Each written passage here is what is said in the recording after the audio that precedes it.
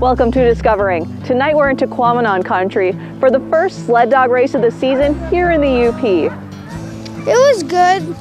We almost crashed a lot. Plus, did you know that Tahquamenon Falls State Park is open to camping 365 days a year? I caught up with the folks from RV Lifestyle to learn more about their annual winter camping trip. This is probably the best kept secret in Michigan, I think, is this place in the wintertime. So sit back and relax. It's Monday night and it's time for Discovering. The secret streams that flow beneath the cliffs of colored stone. Forest thick and healthy with birch and pine and oak. Surrounded by the greatest lakes this world has ever known. The black bear's awesome presence as he roams the hills and fields. Call of the timber wolf, the loon's lonesome trill. The eagle soaring high above, the trout lies deep and still. These are what I treasure, the only way I measure feelings that I have for this fine land. There is so much to discover when you're a long-time lover of northern Michigan.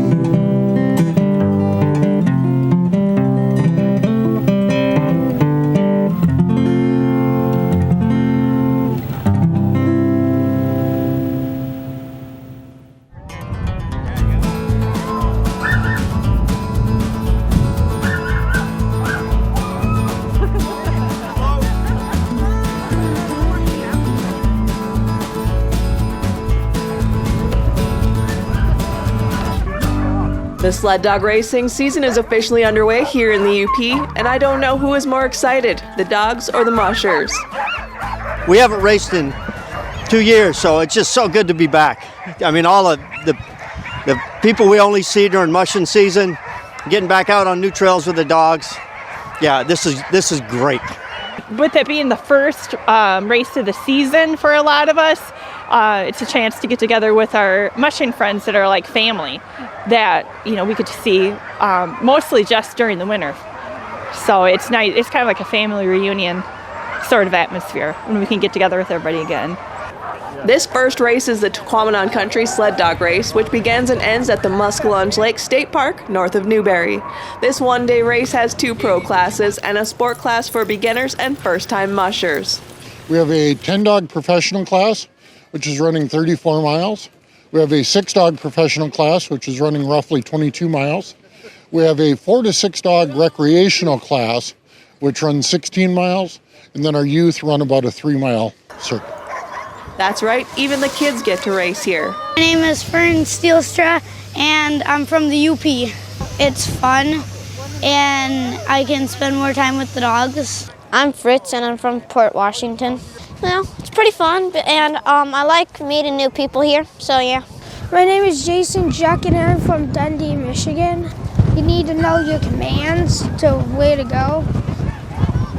What are your commands? Like G's and ha's, left and right, whoa, slow down, and hike, go, on by. That's about it. I have airplane, stripe, and Harley. Awesome. How many miles do you have to do? About 3 miles. Miles. Are you excited? Yeah. What are you excited about? Running my first sled dog race ever.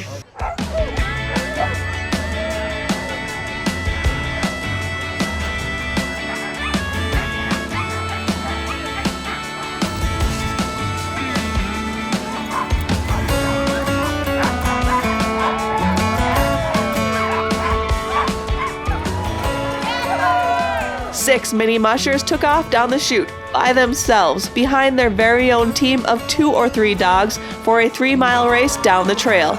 And to my surprise, all 6 came back. All of the youth class have returned, so they came back safe. Always our first priority.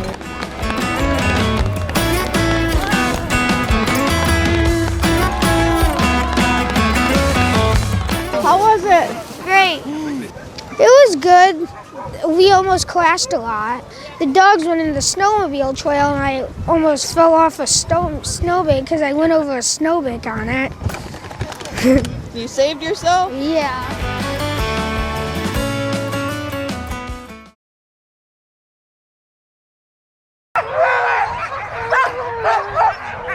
This one is so cool because they got the kids races. You know, I think they had a 4-year-old out here this year. I mean, that is just so cool to see that. They get to be part of this whole big atmosphere of a big race, and then they can see, their eyes are probably this big around as they watch these 10-dog teams go out.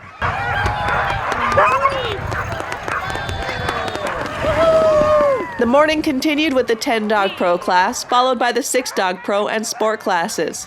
I was going to say it was the adults' turn, but I saw some pretty young people running 6-dog teams.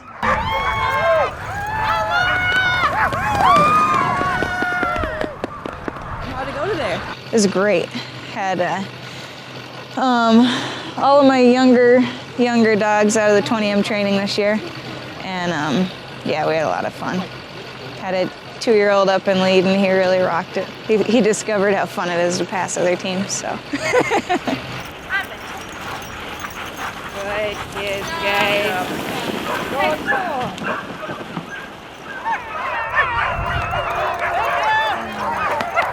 Thank you. There we go. Good luck. All right, right ahead.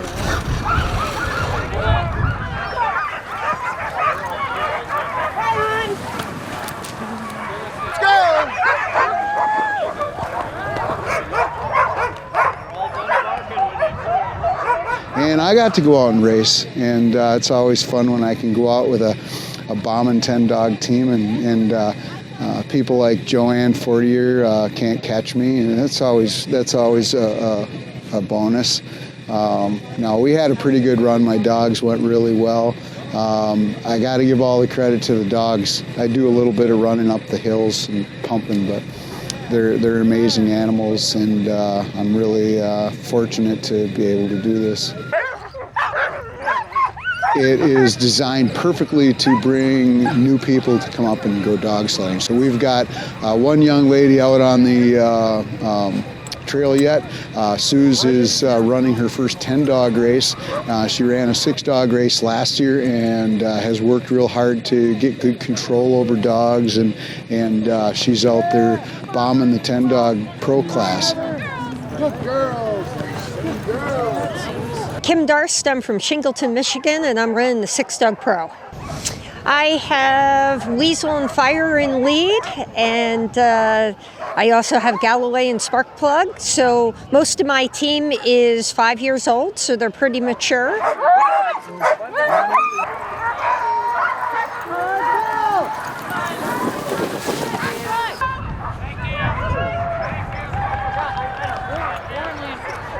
The morning went great. We got 51 teams out on the trail. The trail's been beautiful condition all year.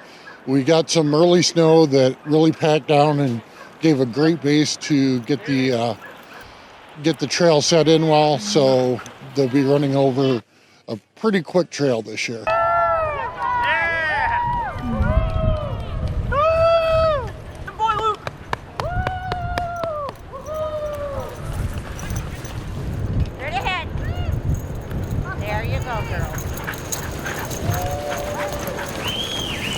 Good job.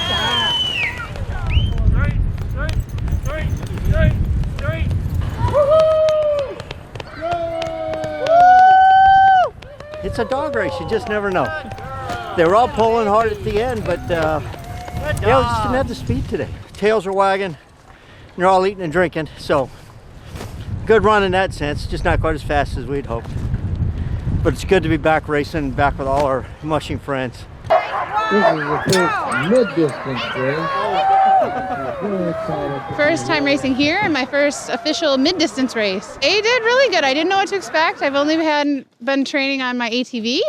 So first time on a sled for this distance, and I didn't have any idea, and they did what I wanted them to. So it was awesome. Slow, steady, and super windy, but the trail, once you get out into the woods, is beautiful. It's not too hilly. It's nice and steady and beautiful. It's just a gorgeous area. And I came in and I saw the big lake, and what's better than that?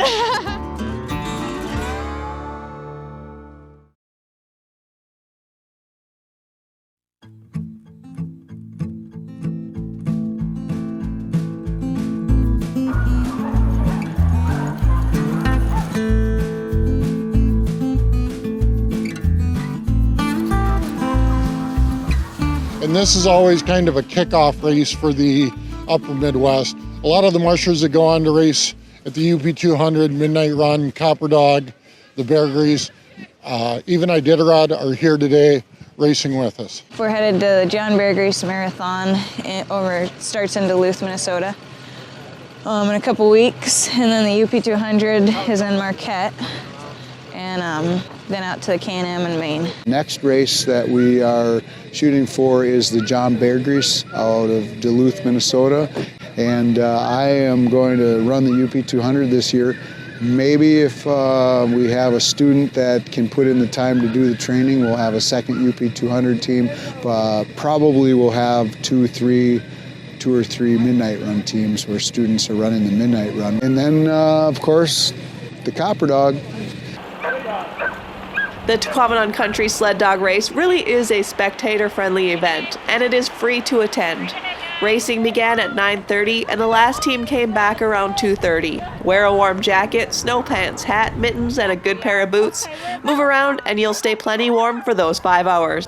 Walk around the dog lot and meet the dogs and their mushers. Huddle around one of the campfires and grab a bite to eat at the food truck. Just another way to enjoy the great outdoors here in the UP and show your support for this winter sport. The UP gets so much snow, it's wonderful. And the people are super, and the helpers are super, the volunteers. And speaking of volunteers, the Volunteer of the Year award goes to this woman. We were like 5 miles out in the middle of nowhere. And we were making sure the teams, the 10 dog got to where they had to go and the 6 dog went to where they had to go. So yeah, it was pretty exciting.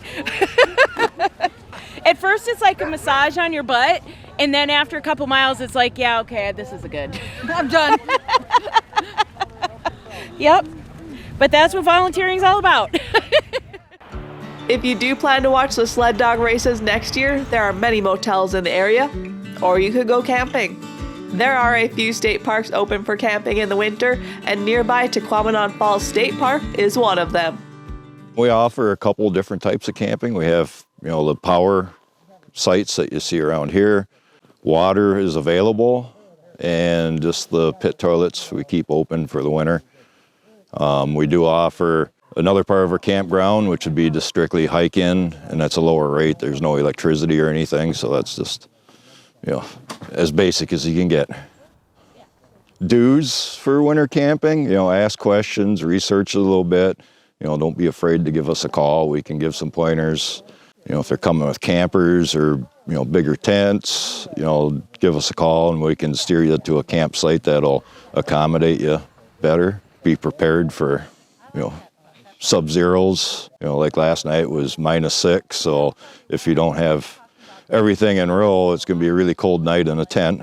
We do offer electricity here, so a lot of people use electric blankets and, electric heaters. When it comes to campers and bigger tents, I've heard where the electric doesn't keep up, so then like the campers and stuff are pretty much running their propane. It's $27 a night for the 30 amp campsites and $31 for the 50 amp campsites.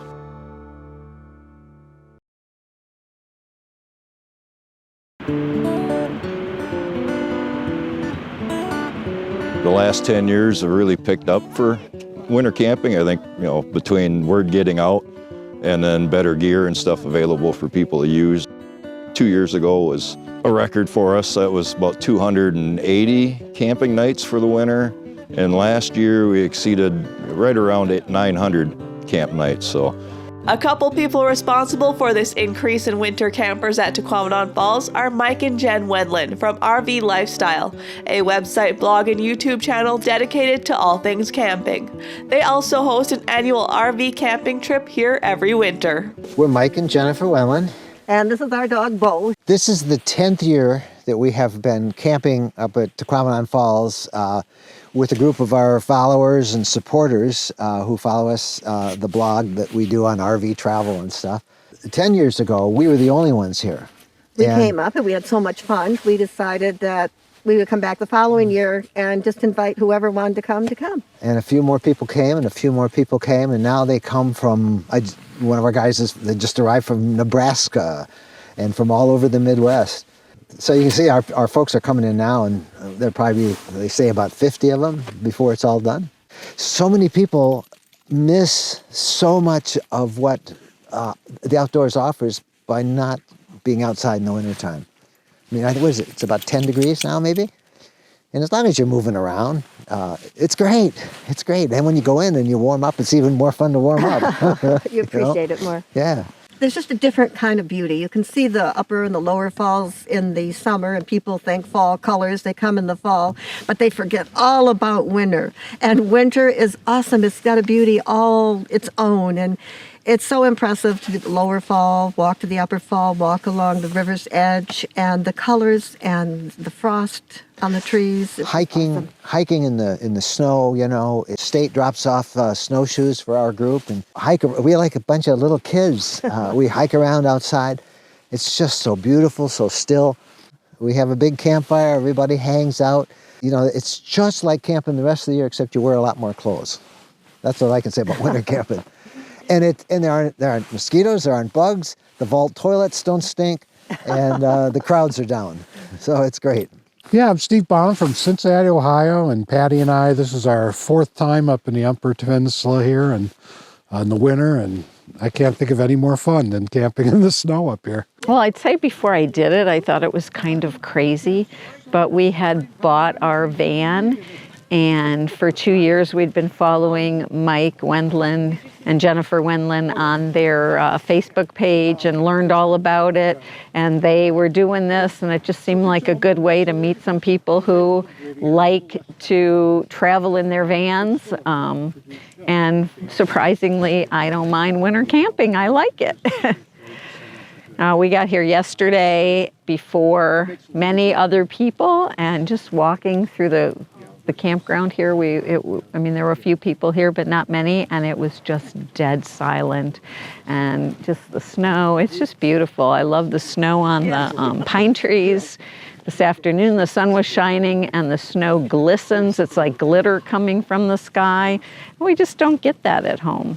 I think that's one of the main reasons we come, is to get together with people and sit around and tell stories and have dinner together and campfires like we've got going here, and it's just a good time. I found that we've made some wonderful, great friends very quickly, in a matter of just after our first winter. And people always say, "Well, how do you stay warm?" And honestly, there's a propane heater in the RV. And they still keep the electricity on at the state park. So we also, with the electricity, run a little ceramic heater. This, obviously lots of layers, and we just come prepared. We bring an extra night's food or two in case we get snowed in. Just make sure all your stuff works before you leave home. And pack a couple extra blankets. Check the coffee maker. Yes. To make sure that works. One of the nicest things is how well the DNR welcomes us every year. I mean, so many people we've introduced to the joys of snowshoeing because they they've even taught us how to snowshoe. So this is probably the best kept secret in Michigan, I think, is this place in the wintertime. And our worry every year is that they're going to have a budget crunch and close it. So that's why we keep coming back every year. We want to keep it open. So next year we'll bring 100 if we have to.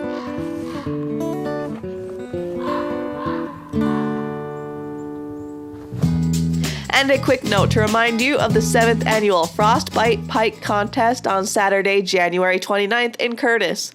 Registration is at Mixed Bait Shop, and the cost is $25 for adults and $10 for children. Fishing takes place on the Manistique Lakes and these other 2 lakes that start with an M. First place is $500 and prizes up to 5th place. Well, that's it for this week. Thanks for watching, and I hope to see you next week right here on Upper Michigan's very own Discovering.